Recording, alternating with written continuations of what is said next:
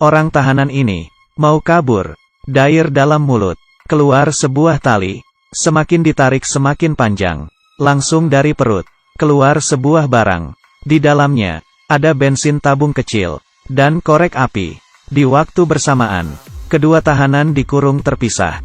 Dari dalam tangan keluar sebuah jarum.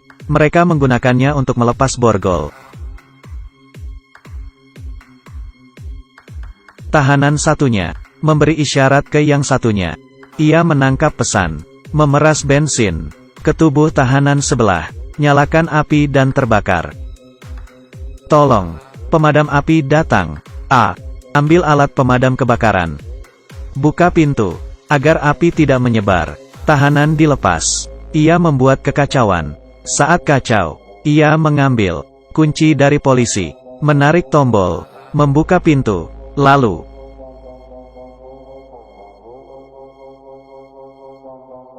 di sisi lain, ia datang ke kokpit, mengambil tangan kopilot, membalik arah, dan menembaknya. Selanjutnya pilot memerintah untuk memberikan pesan. Semuanya aman, dan terbang. Selama tangan Laoma ada pistol. Karena itu, ia bisa mengendalikan semua situasi. Selamat datang di penjara. Semuanya digunakan untuk memindahkan tahanan, penjaga udara, menahan seluruh Amerika, penjahat terburuk, yang dipimpin oleh Laoma. IQ-nya tinggi, kepribadian antisosial, penculikan, perampokan senjata, pembunuhan. Semua bisa dilakukan. Baru umur 39. 25 tahun di penjara. Membunuh 11 tahanan satu sel. Melewati penjara 2 kali. Menyebabkan 3 kali kerusuhan. Tapi sekelompok preman menyembunyikan sesuatu. Pria yang sial ini awalnya merasa puas mendapat kesempatan untuk bebas. Tapi malah seperti ini. Masalah ini, ia sama sekali tidak ada hukuman. Naik pesawat ini hanya karena sejalan.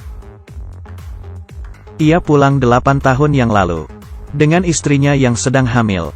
Dilecehkan oleh 3 orang pria. Ia tidak ingin buat masalah. Dipukul duluan. Ia baru membalasnya. Penjahat tidak bernafas. Ia telah membunuhnya. Dihukum 7-10 tahun penjara. Jangka waktu tertentu. Ia hanya bisa pasrah, olahraga dan belajar di sel tahanan. Memuaskan diri, menggu untuk kembali bersama istrinya. Saat itu anaknya umur 8 tahun. Ia dapat pembebasan bersyarat, naik pesawat khusus. Awalnya dalam perjalanan, bisa merasakan kebebasan, tapi tidak tahu, ternyata tahanan lain membajak pesawat, ingin melarikan diri. Ia tidak bisa berkata-kata, tapi sebenarnya, ia juga bukan. Tidak ada kesempatan untuk kabur. Ia membuat rencana, saat pesawat parkir untuk transit. Di situ ia bertukar dengan tahanan lainnya. Cameron salah satu tahanan yang turun dari pesawat. Di dalam pesawat, ada anak dari Dexiao. Laoma dan Dexiao kerjasama, menjemput anaknya, antar sampai ke tempat tujuan. Di sana akan ada pesawat yang menjemputnya. Dan juga akan diberikan banyak uang. Bahagia sekarang. Tapi sesaat sebelum mendarat, Cameron meminta untuk tetap di sana. Karena di pesawat ada 1 orang. Teman tahanan selnya. Ia mengulangi lagi. Membawa temannya pergi. Saat pesawat mendarat, sekelompok polisi menunggu. Ia mengganti pakaian, menjadi penjaga penjara, menutup mulut dan kepala, seakan tahanan. Secara tidak sadar, mereka ditukar, dikawal ke pesawat. Tidak ada yang tahu. Saat menukar, ada monster, namanya, bisa membuat penjahat kejam ketakutan. Ini permainan apa? Ini adalah tahanan yang menakuti para penjaga penjara. Menguncinya, harus dikurung terpisah, dan memasang penutup mulut. Badan diikat. Ia adalah iblis pembunuh. Orang beri julukan, Butcher. Jangan melihat tubuhnya yang kecil. 37 hidup di bawah tangannya. Metode pembunuhannya, dari keluarga Manson yang terkenal jahat, menjadi kekerasan. Setelah naik pesawat, ia dilepas. Penjaga penjara dengan hati-hati, melepas ikatan mulut. Matanya mulai terlihat. Tahanan berpura-pura menjadi penjaga. Ternyata, di dalam pesawat ini, dari awal, sudah dikendalikan oleh tahanan. Bebas. Sudah bebas. Polisi di bandara baru tahu, Tahanan yang turun dari pesawat. Semuanya penjaga penjara. Polisi buru-buru mengejar, tapi tidak keburu. Dengan cepat polisi menemukan GPS pesawat. Kirim helikopter militer. Berniat untuk menembak jauh. Tapi penjaga penjara pintar. Dari awal bertukar dengan tahanan. Melepaskan GPS. Mengganti dengan barang lain. Peluang tidak banyak. Tahanan yang baik mencoba menggunakan pesawat, alat perekam, untuk memberikan pesan ke polisi. Tapi gagal. Ia hanya bisa berada di dalam pesawat, berpura-pura menjadi tahanan, menanyakan rencana mereka, mencari kesempatan. Saat pesawat, rodanya tertahan, kecepatan tidak bisa ditingkatkan. Cameron disuruh turun, melihat kondisi. Di sini, mereka menemukan tubuh. Ternyata ia orang yang tidak sempat naik, memeluk roda yang mau ditutup, dan terjepit mati. Cameron sadar ini kesempatan. Saat penjaga tidak sadar, ia menulis nama penjaga, dan arah tujuan pesawat, ke tubuh pria mati itu. Kemudian dilempar keluar.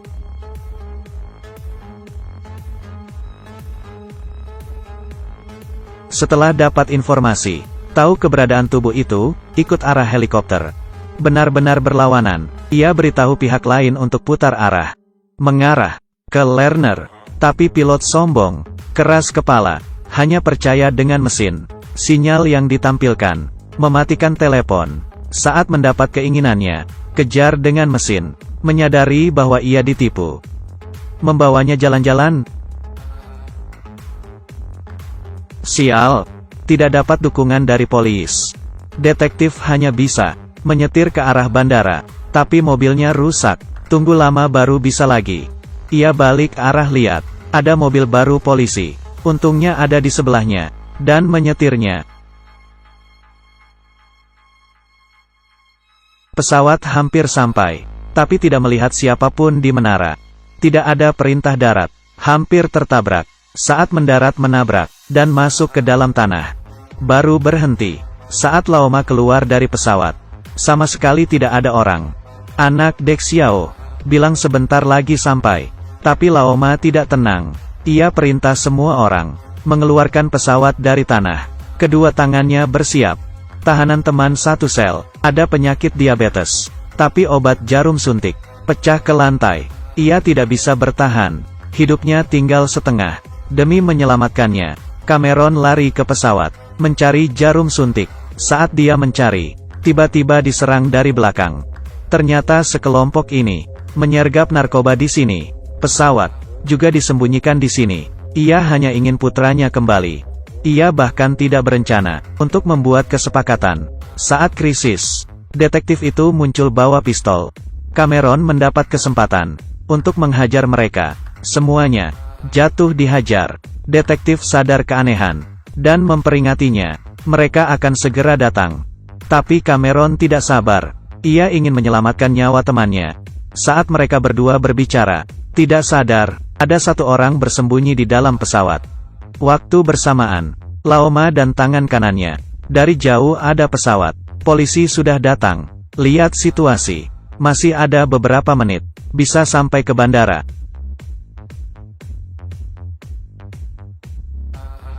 Narapidana dengan sekuat tenaga menarik. Jika pesawat tidak keluar, mereka akan berakhir. Salah satu narapidana berhenti, dan berlari ke persediaan bandara. Ternyata ada orang di sana. Ia ingin kabur sendiri. Tapi detektif sadar. Demi menghentikan pesawat, ia ke derek mobil, menarik pegangan. Tiang mobil derek menghancurkan pesawat. Pesawatnya berhenti, menabrak pom bensin. Semua bensin keluar. Laoma datang. Tahu ia ditipu. Ia memohon belas kasihan. Tapi Laoma tidak peduli. Mengambil batang rokok, dan melemparnya.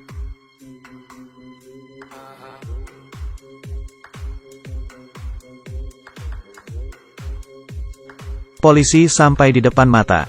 Ia tidak panik. Menggunakan botol kaleng. Memerintahkan orang untuk letakkan tangki bensin. Semua tabung gas dibuka. Narapidana lainnya menyiapkan senjata. Mengumpat di sisi parkiran. Saat polisi masuk, satu tembakan kena dua orang. Menembak langsung.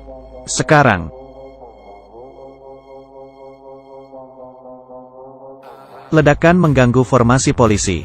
Keduanya saling tembak. Senjata dan peluru di mana-mana. Cameron menyetir mobil polisi yang terbakar. Di seberang perang, berhasil balik ke pesawat. Untuk menggagalkan Laoma terbang, ia mengikatnya dengan tali. Tanpa disadari ada banyak tembakan di luar. Seorang tahanan yang ada di pesawat merencanakan kejahatan ke penjaga wanita. Cameron melihatnya. Jangan perlakukan wanita seperti ini.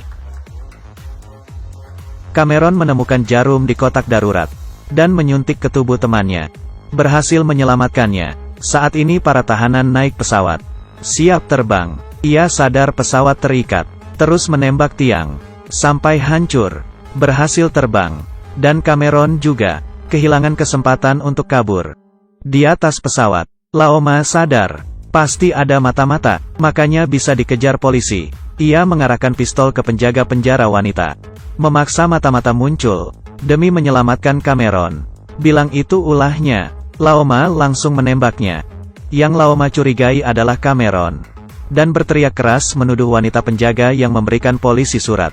Dan mengambil boneka kelinci yang akan diberikan ke putrinya. Sangat gila. Di saat itu polisi berhasil mengejar. Keduanya saling menembak di udara. Cameron melihat temannya yang terbaring lemah. Mata penuh pengampunan. Bangun dan mulai melawan. Peluru pun tidak bisa menghentikannya. Berjalan membunuh mereka. Mengontrol pesawat. Tapi bahan bakar pesawat habis. Hanya bisa mendarat di Las Vegas. Pesawat mendarat di jalan. Menabrak bar dan tempat area judi. Masuk ke area judi. Polisi mengepung pesawat. Menangkan tahanan yang keluar. Teman Cameron. Dibawa ke rumah sakit. Di saat itu, Cameron sadar Laoma dan tangan kanannya. Pergi pakai mobil pemadam kebakaran.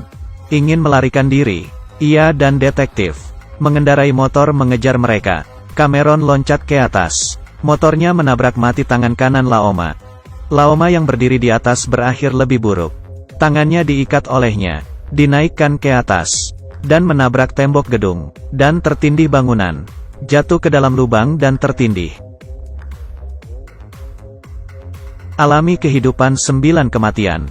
Cameron selamat. Dan bertemu dengan putri yang belum pernah ditemuinya. Sekeluarga berpelukan. Film kriminal ini berjudul Con Air. Pasti semua orang sudah menonton. Dirilis di Amerika pada tahun 1997. Dan mengalahkan banyak film blockbuster lainnya. Adegannya cukup panas. Setiap karakter punya kepribadian berbeda. Juga banyak menambahkan ironi ke sistem. Dan diskusi tentang psikologi. Dibintangi oleh Nicolas Cage. Bukankah raja film buruk saat itu? Tubuh berotot. Dan tampan. Setelah menonton film ini, tidak bisa menahan nafas. Ini adalah blockbuster nyata. Ini adalah para penggemar Nicolas Cage. Baik, cerita hari ini sampai di sini. Saya Sianyu. Kalau kamu ingin mendengar cerita lain, ingin lihat film lain, bisa kasih tahu saya. Saya kasih tahu kamu. Sampai bertemu di film lainnya. Biopie Gelombang.